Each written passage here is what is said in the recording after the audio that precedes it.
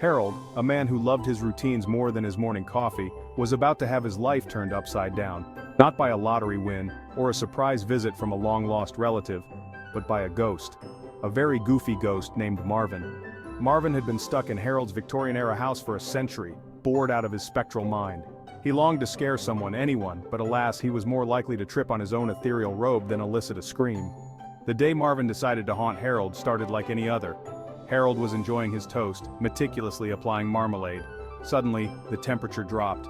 Harold, being a creature of habit, blamed the drafty old windows. He grabbed his trusty scarf, oblivious to the shivering ghost behind him. "Brrr," Marvin moaned, attempting a fearsome tremor in his voice. It came out more like a kitten's whimper. Marvin materialized in front of Harold with a dramatic "boo!" The boo, however, came out as a gentle boo. He even tried to add a spooky moan for good measure. Instead, it sounded like a mournful whale call. Harold, who was reading the newspaper, didn't even flinch.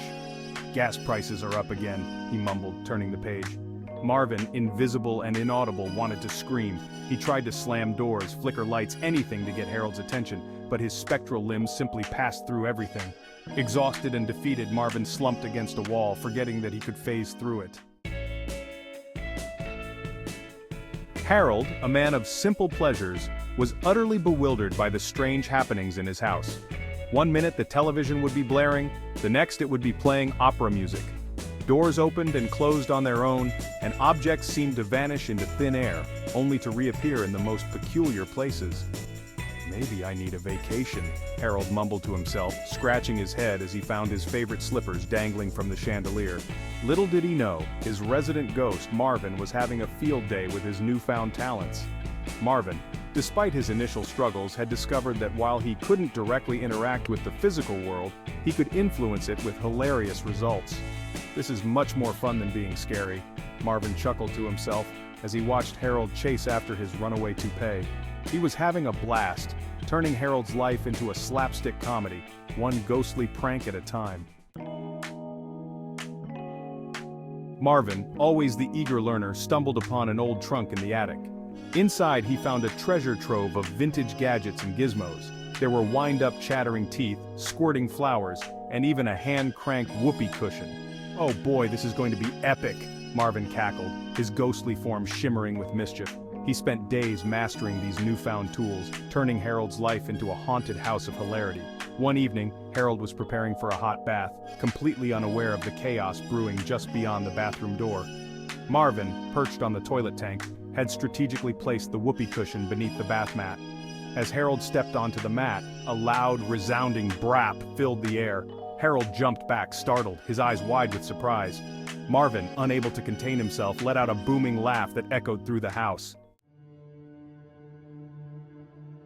Harold, armed with a flashlight and a fireplace poker, cautiously explored his home. Marvin, his laughter subsided, watched with a mix of amusement and trepidation.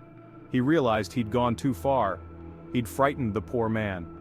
Harold, his heart pounding in his chest, stopped in the middle of the living room. All right, he said, his voice trembling slightly. "Who's there? Show yourself." Suddenly the room grew cold. The air crackled with an unseen energy. Harold's flashlight flickered and died, plunging him into darkness. Then, he saw it. A faint, shimmering figure taking shape before his very eyes. Marvin, mustering all his spectral courage, materialized fully.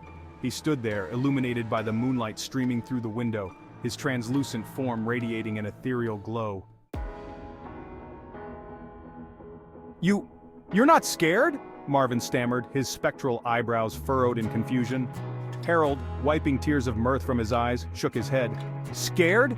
No, son, I'm delighted," he exclaimed, his voice still trembling with laughter. "You've been the most entertaining thing to happen in this old house in decades." He explained that he'd been feeling lonely since his wife passed away, and Marvin's antics, while initially perplexing, had brought laughter back into his life. Marvin, touched by Harold's words, felt a warmth spread through his spectral form. He realized that maybe, just maybe, there was more to being a ghost than just scaring people. And so began the most unlikely of friendships.